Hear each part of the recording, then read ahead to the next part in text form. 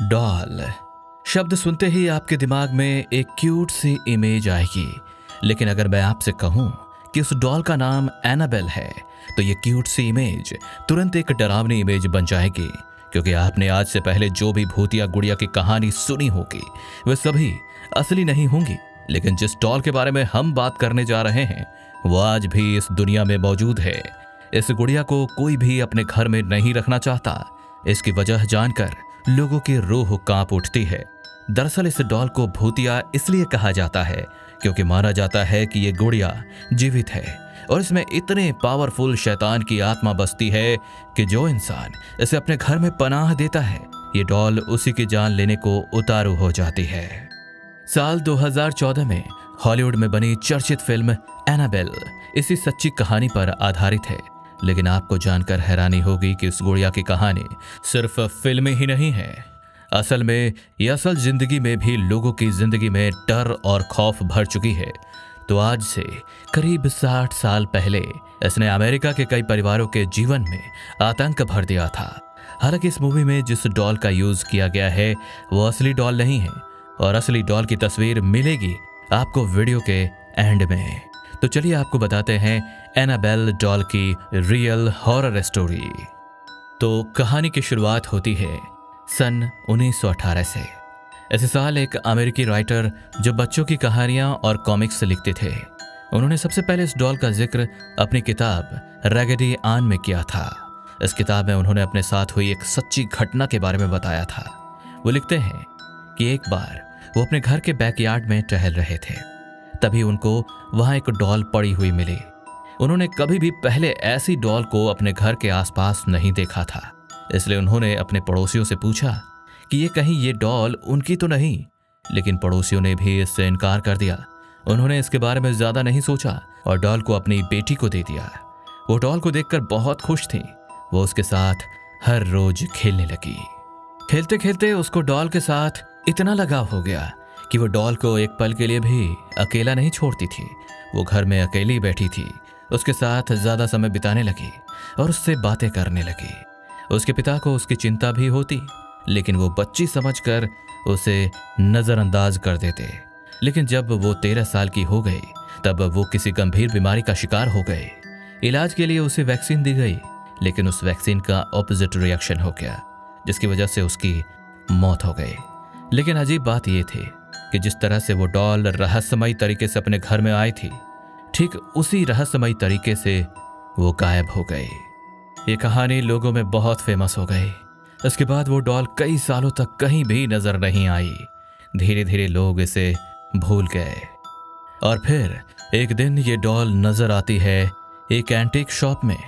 बात है साल 1970 की, जब एक माँ को एक एंटीक शॉप पर वो डॉल पसंद आ गई और उसने उस डॉल को खरीद ली। उस महिला को ये बिल्कुल भी अंदाजा नहीं था कि ये डॉल हॉन्टेड है और उस डॉल को अपनी बेटी डोना के जन्मदिन पर गिफ्ट में देती है। डोना एक कॉलेज गोइंग स्टूडेंट थी। वो नर्स की पढ़ाई कर रही थी और अपने फ्रेंड एंजी और लोयू के साथ एक अपार्टमेंट में रहती थी। डोना को डॉल के साथ समय बिताना काफी पसंद था, इसलिए उसकी मां ने उसे डॉल गिफ्ट किया था। डोना डॉल को देखकर काफी खुश थी और उसे अपने बेड के एक कोने में सजा देती हैं। और यहीं से शुरू होती है इस डॉल के खौफ की कहानी। दरअसल अगले दिन डोना देखती है कि वो डॉल उसके बेड पर ना होकर दूसरे कमरे में मौजूद है। डोना को पहले तो कुछ अजीब लगता है, लेकिन फिर वो उस पर ध्यान नहीं देती है। नेक्स्ट डे भी कुछ ऐसा ही होता है और इस बार वो डॉल बेड से सोफे पर पहुंच जाती है। इस घटना के बाद से उसकी हरकतें बढ़ने लगी, जैसे कि उस डॉल को डोना के बेड पर बैठाया गया, लेकिन वो एंजी के कमरे में बाहर बैठी मिली थी। लेकिन अभी तो ये शैतानी हरकतों की बस शुरुआत थी। डोना और उसके दोस्तों को उस गुड़िया पर अब शक होने लगता है, लेकिन उन्होंने अपने आंखों से कुछ नहीं देखा था, इसलिए वो किसी फैसले पर नहीं पहुंच पाते हैं। दिन गुजरते हैं और इसी तरह 1 महीने बीत जाते हैं। एक दिन जब डोना अपने दोस्तों के साथ कॉलेज से घर आती है तो उन्हें घर में चमड़े का एक टुकड़ा मिलता है जिस पर हेल्प मी का मैसेज लिखा था।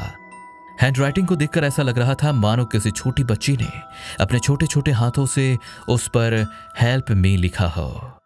यहाँ हैरानी की बात यह थी कि मैसेज जिस चमड़े के टुकड़े पर लिखा हुआ था वैसा टुकड़ा उस घर में कहीं नहीं था।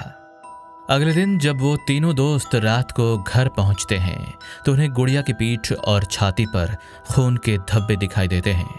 अब इन तीनों का शक यकीन में बदल जाता है और वे समझ जाते हैं कि ये जरूर इस गुड़िया में किसी शैतानी आत्मा का साया है। डोना ने पैरानॉर्मल इन्वेस्टिगेटर को बुलाया। उसने डॉल को देखने के बाद बताया कि इसमें मरी हुई लड़की की आत्मा है जिसका नाम एनाबेल हिगिंस था। एनाबेल ने बताया कि वो यहीं रहती थी जहां ये अपार्टमेंट बना है जिसमें डोना और एंजी रहती थी। जब वो 7 साल की थी तो उसकी मृत्यु हो गई थी। वो डोना और एंजी के साथ सेफ महसूस करती थी। उसने उस इन्वेस्टिगेटर के जरिए डोना और एंजी से पूछा कि क्या वो उनके साथ रह सकती हैं। वो दोनों नर्स की पढ़ाई कर रही थी और लोगों की भलाई करना उनका काम था, इसलिए उन्होंने उसे अपने साथ रहने की परमिशन दे दी। लेकिन लोयू इस बात से खुश नहीं था। वो नहीं चाहता था कि डोना एनाबेल को यहाँ रहने की परमिशन दे। लोयू इस गुड़िया के आसपास बेहद नर्वस हो जाता था। उसे ऐसा महसूस होता था कि इस डॉल में कोई बुरी आत्मा रहती है, लेकिन डोना और एंजी ने उसकी बातों को ये कहकर टाल देती थी कि एनाबेल बस 7 साल की तो बच्ची है जिसको मदद चाहिए और इसमें हमें कोई खतरा नहीं है क्योंकि वो किसी को नुकसान नहीं पहुंचाएगी। एक दिन लोयू सो रहा था, तभी अचानक आधी रात में उसकी आंख खुल गई। उसने देखा डॉल उसकी तरफ आ रही है। वो खुद को हिला नहीं पा रहा था। वो डॉल उसके ऊपर चढ़ गई और तभी वो बेहोश हो गया। अगले दिन जब वो उठा तो उसने देखा एनाबेल तो अपने कमरे में है। वो समझ नहीं पा रहा था कि ये हकीकत है या सपना। दूसरे दिन सुबह लोयू घबराते हुए डोना को बताता है कि एनाबेल ने उसे पिछली रात को गला दबाकर मारने की कोशिश की है, लेकिन डोना को लगा कि लोयू ने कोई डरावना सपना देखा है। उसी दोपहर जब डोना घर से बाहर गई हुई थी और एंजी और लोयू घर पर बैठकर बातें कर रहे थे, तभी अचानक उन्हें डोना के कमरे से भयंकर चीखने की आवाजें आने लगती हैं। एंजी और लोयू दोनों डरते हुए आगे बढ़ते हैं और कमरे को खोलकर देखते हैं, लेकिन कमरे में कोई नहीं था। वहां सिर्फ एक तरफ गुड़िया पड़ी हुई थी। लोयू को देखते ही गुड़िया उस पर हमला कर देती है। लोयू के कपड़े फाड़ देती हैं और इसके शरीर पर जगह जगह गहरे घाव कर देती हैं। गुड़िया के ऐसे भयानक हमले से लोयू सदमे में चला जाता है।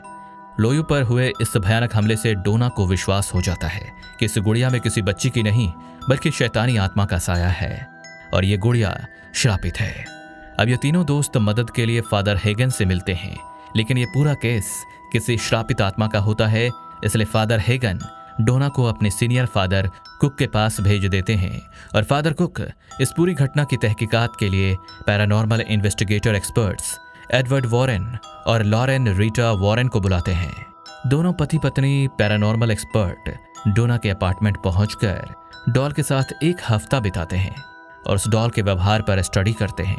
1 हफ्ता बिताने के बाद उन्होंने बताया कि इस डॉल के अंदर एक शक्तिशाली आत्मा का वास है और यह आत्मा डॉल से निकलकर इंसानी शरीर में जाना चाहती है। इसने डोना का शरीर ही चुना है। उन्होंने बताया कि इस डॉल को डोना से जल्द दूर करना होगा। ये सुनकर डोना बहुत ही घबरा गई और डॉल को वहां से ले जाने के लिए कह देती है।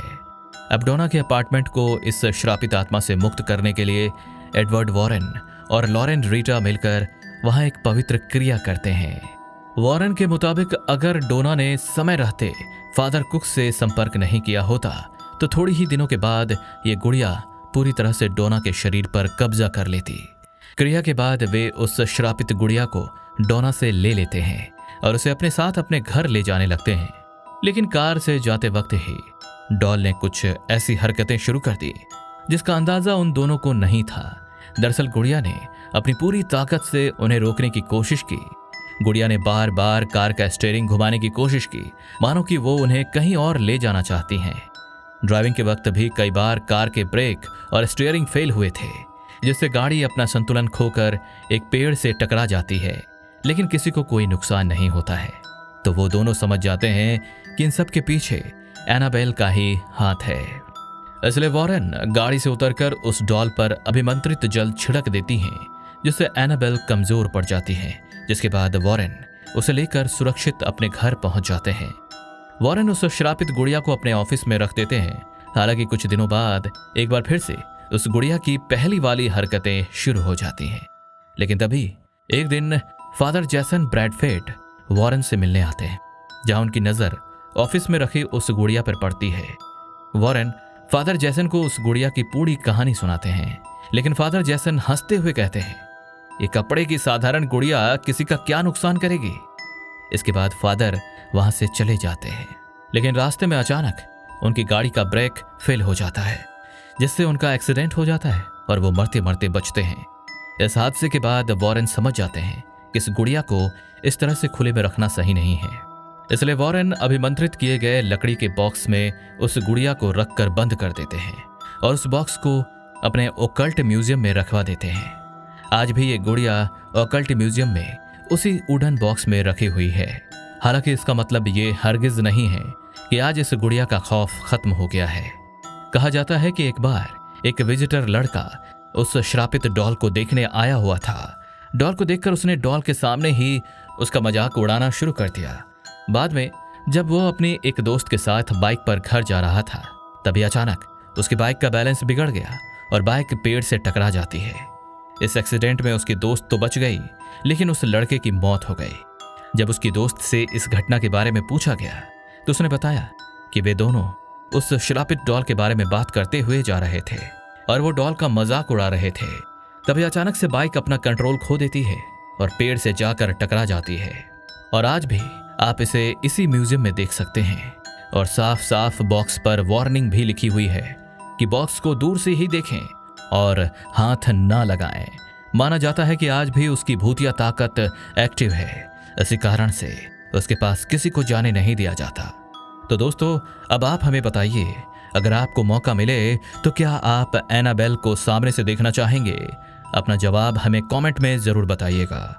इस वीडियो में फिलहाल इतना ही। वीडियो पसंद आई हो तो वीडियो को लाइक और शेयर करें और ऐसे और भी हॉरर स्टोरीज जानने के लिए चैनल को सब्सक्राइब करके बेल आइकन को प्रेस कर दें। धन्यवाद।